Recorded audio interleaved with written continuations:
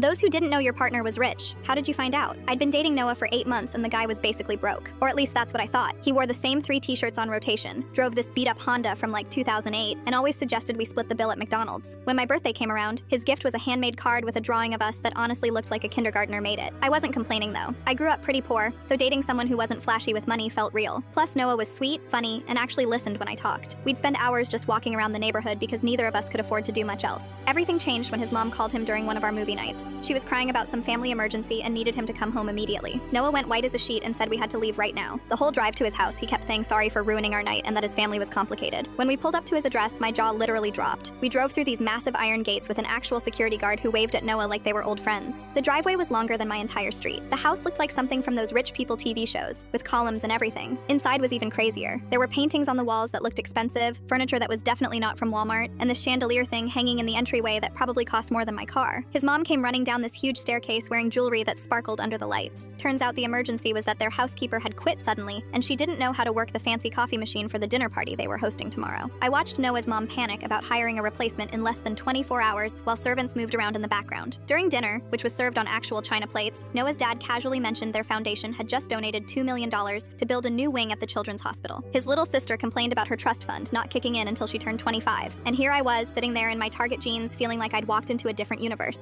After we left, I was quiet the whole drive back. Finally, I asked Noah why he never told me his family had money. He pulled over and looked genuinely scared, like I was about to dump him right there. He explained that his ex-girlfriend only dated him for his family's wealth and tried to use him to get expensive gifts and trips. He said when we first met, I didn't care that his car was old or that he worked a regular part-time job at the campus bookstore. I liked him for him, not for what he could buy me. So he decided to keep living like a normal college student to see if we were real. The weirdest part was finding out all the little things that didn't add up before, like how he never seemed stressed about rent or groceries, or how he somehow always had exact change for everything, or how his beat-up car had this really nice sound system that probably cost more than the car itself. He told me his dad owned some tech company I'd never heard of, but apparently everyone else had. His family was worth hundreds of millions. Noah could have been driving a Ferrari and living in a penthouse, but instead he chose to eat ramen noodles and shop at thrift stores because he wanted a normal relationship. The next week, he offered to take me on a real vacation to Hawaii. When I said I couldn't afford it, he laughed and said money wasn't an issue anymore. We flew first class, stayed at this resort that cost like $1,000 a night, and he bought me clothes that actually fit properly for the first time in years. But the craziest part was when we got back. Noah sat me down and said he'd been thinking about our future together. He wanted to pay off my student loans as an early graduation present. Just like that, $40,000 of debt gone. I cried for like an hour straight. Now we've been together 2 years and I'm still getting used to it.